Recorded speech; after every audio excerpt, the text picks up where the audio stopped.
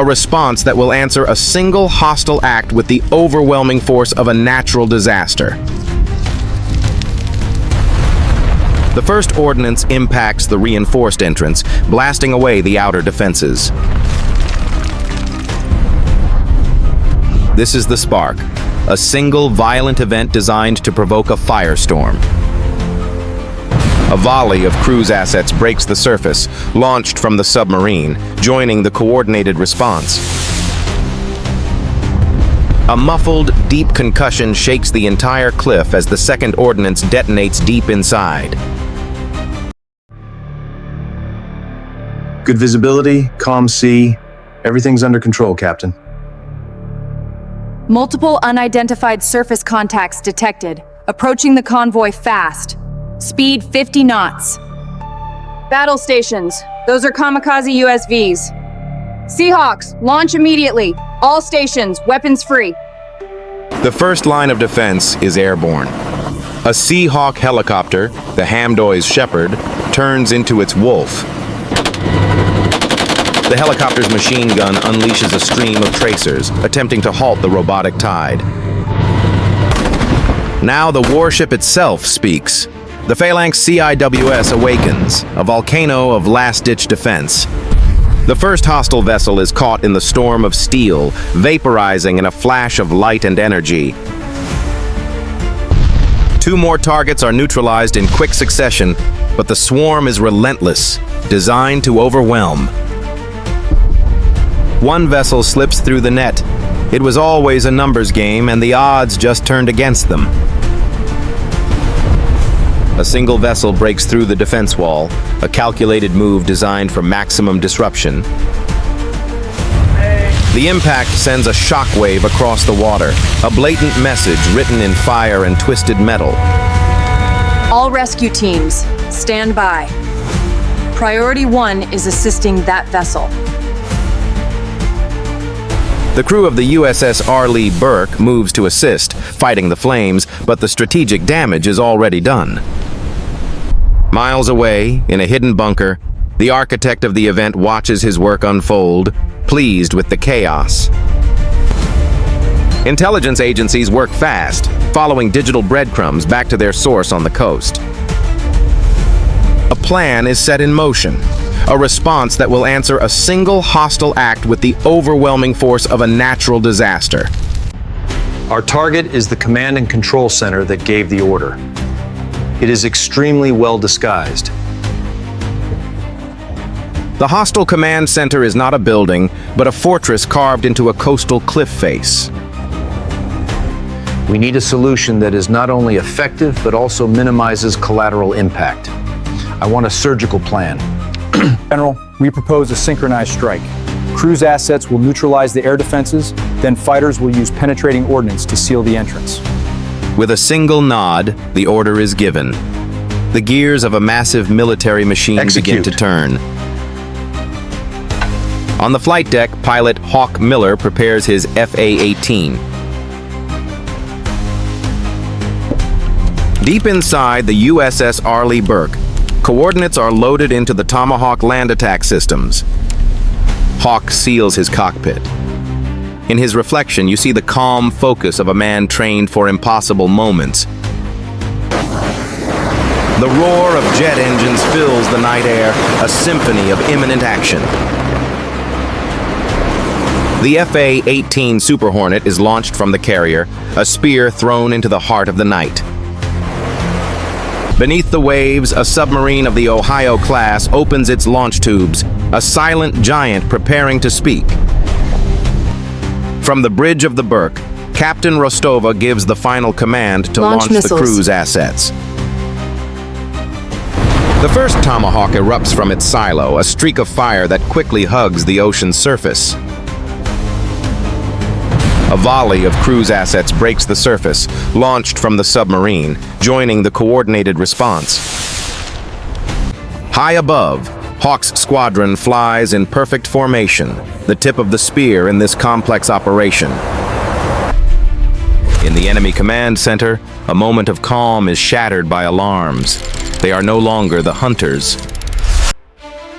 Activate air defenses. Don't let them get close. From camouflaged positions, surface-to-air platforms reveal themselves, ready to challenge the intruders. The first defensive volley soars into the sky, fiery tendrils reaching for Hawk's squadron. The sky ignites with flares as the pilots execute evasive maneuvers, a choreographed dance of survival. From the cockpit, the world becomes a blur of instinct and Fox 2 technology, evaded. a high I'm G clear. dance with incoming fire. A nearby aircraft is struck by shrapnel. The pilot reports damage but holds formation, his resolve unshaken. This is a ghost on the water, an instrument of precision flying just inches above chaos. The first Tomahawk arrives, not on the main target, but on the air defense site that just fired, silencing it permanently. Another cruise asset navigates a treacherous canyon, a testament to its sophisticated guidance system. It impacts a radar station on a remote hilltop, blinding the enemy's eyes in the region. With the path now clearing, Hawk's squadron can focus on the primary objective. The board is being set. Eagle lead, this is Hawk. I have the target in sight. Beginning my attack run. His Super Hornet dives, accelerating towards the Earth, a silver streak against the dark rock. The targeting system locks on. A calm voice announces, "Ordnance away." Two heavy penetrators detach from the wings, guided by lasers and gravity towards a single point. The first ordnance impacts the reinforced entrance, blasting away the outer defenses. What? The second ordnance follows, burrowing deep into the rock, designed to neutralize the core from within. A muffled, deep concussion shakes the entire cliff as the second ordnance detonates deep inside. Hawk's squadron pulls up and away, their part in the mission seemingly complete. On the USS Arleigh Burke, a brief moment of relief. The Captain, hostile command mission signature is accomplished. gone. Keep the observation drone on station. I want to confirm the damage.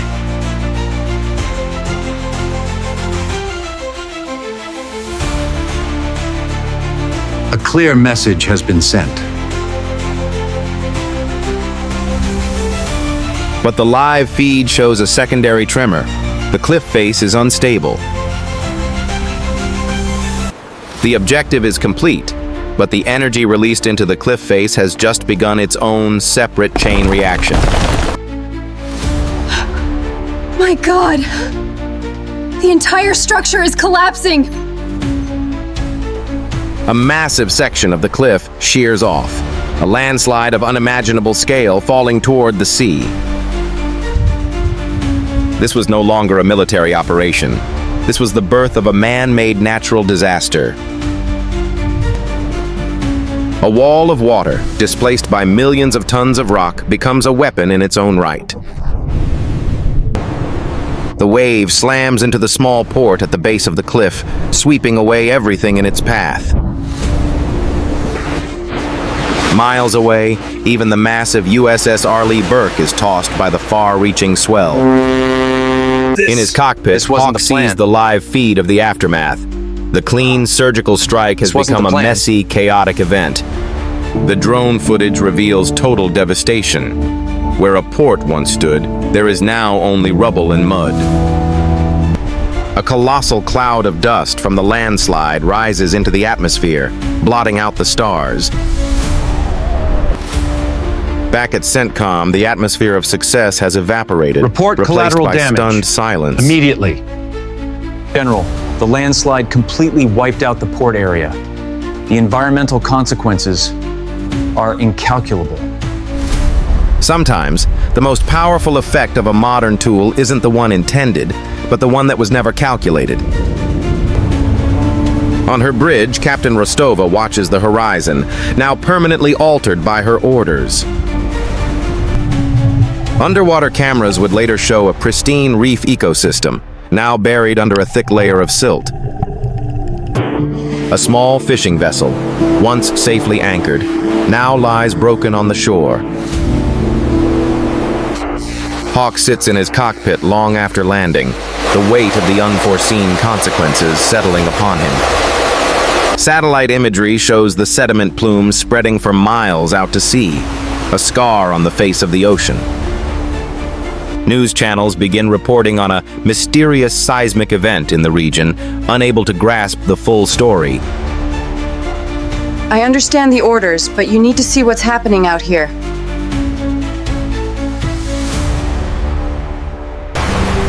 As the sun rises, it illuminates a scene not of victory, but of profound and terrible change. The side-by-side satellite images tell the story. A targeted operation resulted in a complete topographical transformation. We won the tactical battle, but we may have created a larger strategic problem. This is the paradox of modern power. The more precise the tool, the more chaotic the potential outcome. Captain Rostova stares at the changed coastline, a monument to a perfectly executed plan with imperfect results. A young officer asks her if they were successful. The question hangs in the air. Captain, did we win?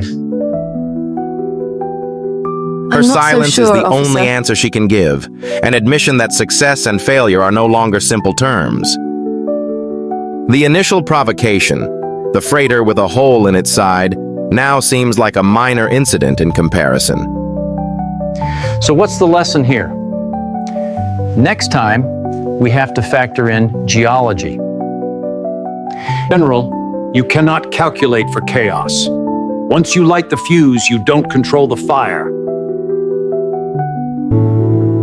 A lone seabird covered in mud struggles to clean its wings on the shore of a ruined ecosystem. On the carrier deck, the tools of the operation are serviced, silent and indifferent to the consequences of their use. Hawk looks at his own hands, the hands that pressed the button that moved a mountain. For the warrior, the heaviest burden isn't the fight, but the quiet moments after, when they must live with what they've done. The final image is of a lone jet against a sky turned red by the dust of the landslide. The operation sought to restore order, but instead, it unleashed a power that obeys no human command.